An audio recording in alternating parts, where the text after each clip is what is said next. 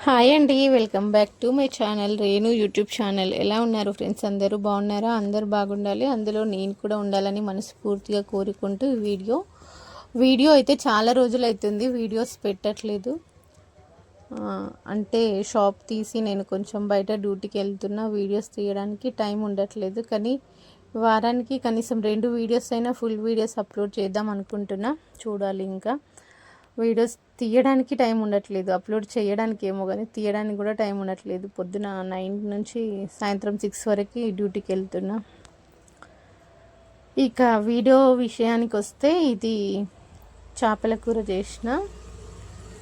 Night చేపలు తెచ్చిండే, night తీసిన video.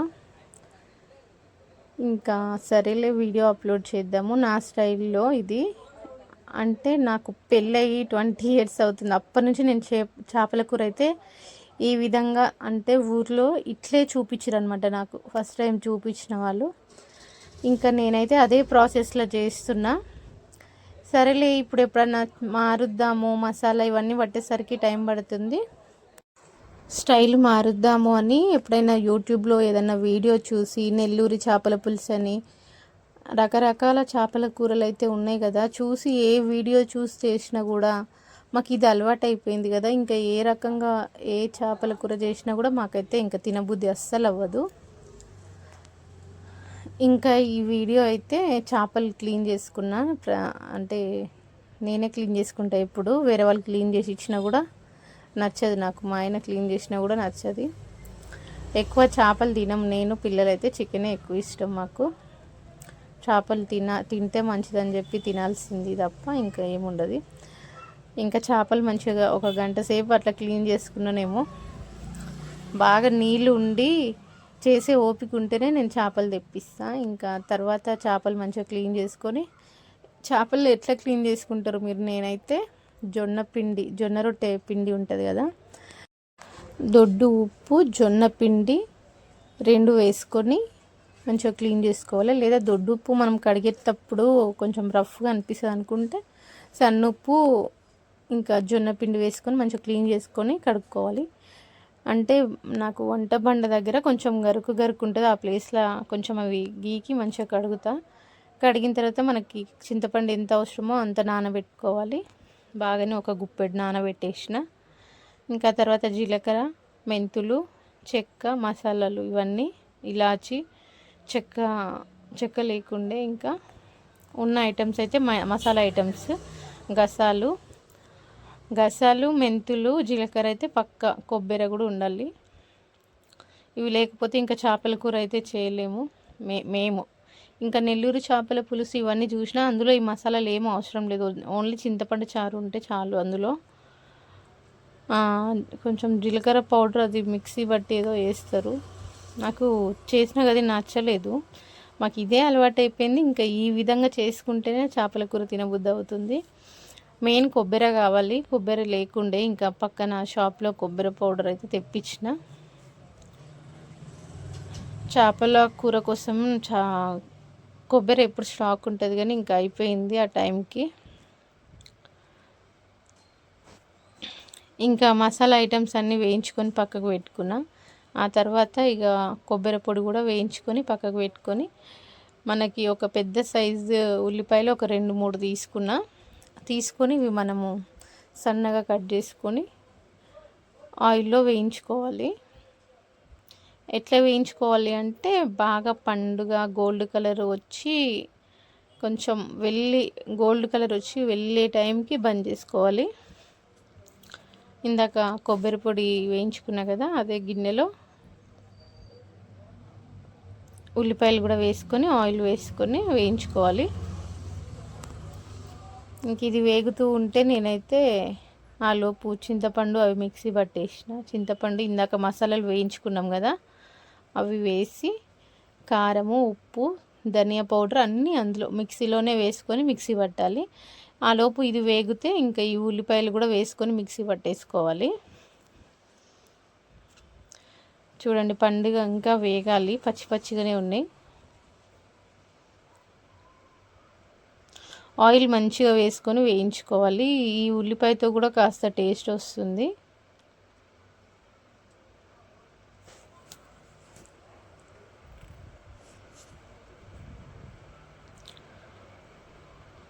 ఇంకా లోపు నేనైతే పచ్చిమిర్చి, కొత్తిమీర, కరివేపాకు, పుదీనా ఇవన్నీ ఒక ప్లేట్లో తీసి పెట్టేసుకున్నా. ఇవి మనం పులుసు పోపు పెట్టే ముందు ఇవన్నీ వేసుకోవాలి అందులో. ఇంకా ఆలోపు అవి కట్ చేసుకొని ఇంకా మిక్సీ ఇందాక చెప్పిన కదా ఇవన్నీ మిక్సీ పట్టేసుకుంటున్నా. ఇందులో ఏమేమి వేసుకున్నా అంటే కొబ్బరి, ఇందాక వేయించిన మసాలాలు, చింతపండు, మనకు కావాల్సినంత ఉప్పు, కారం అయితే ఇంకొంచెం ఎక్కువ వేసుకోవాలి, పులుపు ఉంటుంది కాబట్టి. ఎప్పుడు వేసేదానికంటే ఇంకొక 1 స్పూన్ ఎక్కువ వేసుకోవాలి.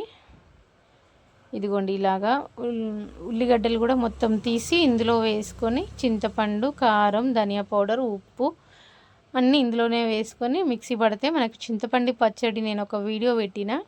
ఆ చింతపండు పచ్చడి ఎలా అవుతుందో అలాగా అవుతుంది పేస్ట్.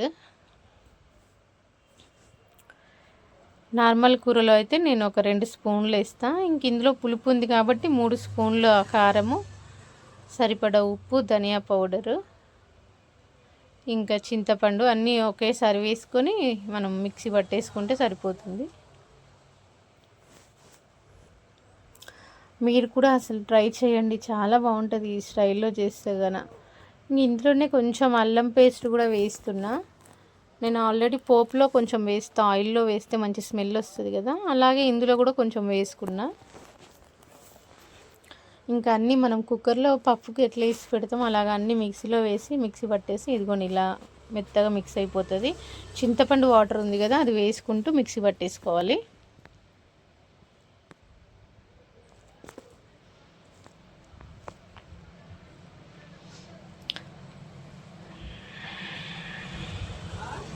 ఇదిగోండి చింతపండు పచ్చడి చేసి కూడా సేమ్ ఇలాగే ఉంటుంది, మస్తు టేస్ట్ ఉంటుంది, మస్తు ఇష్టం. చింతపండు చట్నీ కూడా పుల్ల పుల్లగా పల్లీలు వేసుకొని చేసుకుంటాం కదా. ఇంకా ఈ మసాలా చూడండి ఎంత గ్రేవీ ఎట్లా వచ్చింది, ఎంత బాగుంటుంది అంటే అంత బాగుంటుంది. ఇంకా కడాయి పెట్టేసుకొని, చేపలకైతే నేను కొంచెం పెద్ద కడాయి పెట్టుకుంటా, ఎల్లెడుగు ఉంటుంది కదా కలపడానికి ఉండదు కాబట్టి కొంచెం ఎల్లెడుగు ఉంటే బాగుంటుంది కదా అని చెప్పి ఇంకా ఆయిల్ వేసుకొని, ఇందాక మనం ఉల్లిపాయలు వేసుకున్నప్పుడు ఆయిల్ మిగిలింది కదా అది కూడా ఇందులో వేసేసుకొని, నీసు కూరలు అంటే చికెన్, మటన్, కౌసు కూరలు ఏం చేసినా కూడా ఆయిల్ అనేది కొంచెం ఎక్కువే ఉండాలి. 2 బిర్యానీ ఆకులు, పచ్చిమిర్చి, పుదీనా, కొత్తిమీర అన్నీ ఇందులోనే వేసేసుకున్నా నేను.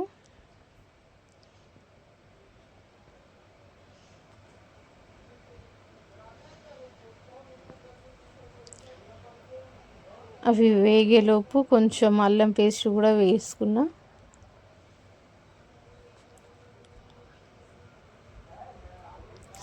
అల్లము ఆయిల్లో వేగితే మాత్రం మంచి స్మెల్ వస్తుంది కదా. ఇంకా అప్పుడప్పుడు దంచేసుకున్నాం అనుకోండి ఇంకా మంచి స్మెల్ వస్తుంది, అప్పుడే అసలు కూర టేస్ట్ తెలిసిపోతుంది. ఇంక ఇది నేను ఇంట్లోనే రెడీ చేసుకున్న అల్లం వెల్లిపాయ పేస్ట్, అంటే అప్పుడే ఏం దంచుకోలేదులేండి, ఇంతకుముందు దంచింది ఉండే. కానీ చికెన్, మటన్ ఇలాంటి కౌసు కూరలు చేసినప్పుడు అప్పుడప్పుడు దంచేసుకుంటే ఫ్రెష్గా మంచి స్మెల్ మంచిగా వస్తుంది. ఇంక ఇవి వేగినాయి, వేగేలోపు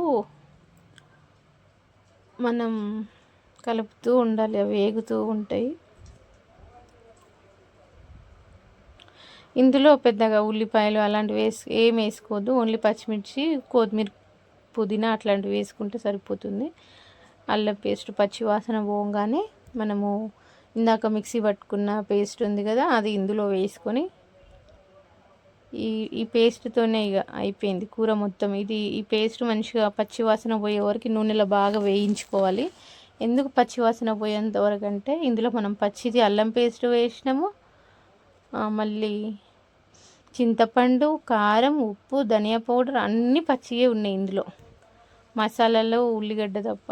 అందుకే ఇది కూడా కొంచెం ఆయిల్లో ఫ్రై చేసుకోవాలి మనము, పచ్చివాసన అనేది పోతుంది.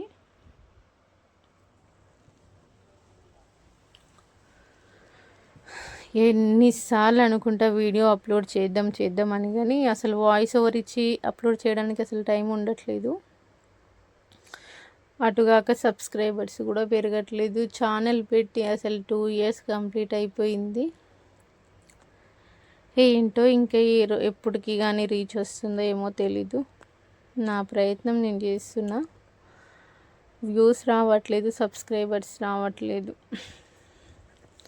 మోని ఒకటి అయింది కానీ చాలా ఉంది టార్గెట్. ఇక ఆయిల్ మంచి పచ్చివాసన పోయి ఇలా అడుగు పట్టకుండా మనము ఇదిగోండి అడుగు పడుతుంది. అడుగు పట్టకుండా ఆయిల్ పైకి తేలుతుంది కదా, పచ్చివాసన పోయేటట్టుగా మంచిగా ఇంకా వేయించుకోవాలి. ఆయిల్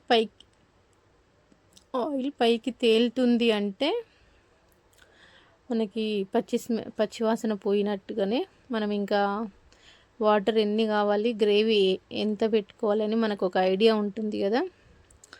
ఆ తీరులో మనం ఇందాక మిక్సీ గిన్నె కడిగి ఆ వాటర్ ఇందులోనే వేసేసుకోవాలి.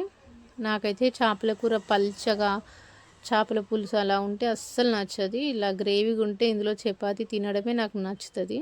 చపాతీ, జొన్న రొట్టె. ఇంకా ఈ గ్రేవీ బాగా మసలాలి. మనకి ఎంత వాటర్ కావాలో అంతగా. చూడండి చిక్కగానే ఉంది. మనకి ఇంకా మసలే దగ్గరికి అయ్యేసరికి ఇంకా దగ్గరికి అవుతుంది. ఇంకా కాసేపు ఒక 10 నిమిషాలు మూత పెట్టుకుంటే మంచిగా మసులుతుంది. ఇదిగోండి మసులుతుంది కదా. ఇప్పుడు ఇంకా చేప ముక్కల్ని ఇందులో వేసుకొని, చేప ముక్క వేసిన తర్వాత ఓన్లీ 10 మినిట్స్ లోపు మనము స్టవ్ బంద్ చేసుకోవాలి. పెద్ద మంట పెట్టాలి. ముక్కలు వేసిన తర్వాత పెద్ద మంట పెట్టి ఒక 10 మినిట్స్ ఉడికిస్తే చాలు. ముక్క అనేది అప్పుడే మధ్యలో ముక్క బాగా ఉడికి పైకి పొంగుతుంది. అప్పటి వరకు ఆ ముక్కలు వేయించుకోవాలి. ఇంకా ముక్కలన్నీ మన గ్రేవీలో వేసుకొని బయటికి ఏం మాత్రం లేకుండా గ్రేవీలో సరిపడేటట్టుగా మంచిగా సర్ది పెట్టేసుకోవాలి ముక్కల్ని ఉడుకుతుంటేనే.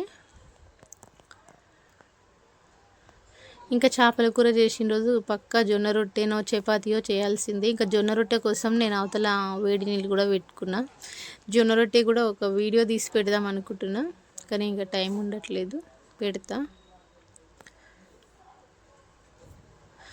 ఇంకా ముక్కలన్నీ పేస్ట్ చేసుకున్నాం కదా. ఇప్పుడు ఇంకా ఒక 10 మినిట్స్ మూత పెట్టేసి, ఈ వాటర్ చూడండి చెప్పడం మర్చిపోయినాం. మనము చేపలు కడుక్కున్న తర్వాత అందులో మీరు వీడియో స్టార్టింగ్లో చూసే ఉండుంటారు, నిమ్మకాయ పసుపు వేసుకొని పక్కకు పెట్టేసేయాలి. అందులో వాటర్ లేకుండానే కడిగిన దాంట్లో నిమ్మకాయ పసుపు వేసి కలుపుకొని ముక్కల్ని ఇట్లా పక్కకు పెట్టుకుంటే నీసు వాసన అనేది పోతుంది. చేపల కూర అసలు నీసు వాసన రాదు అప్పటికి.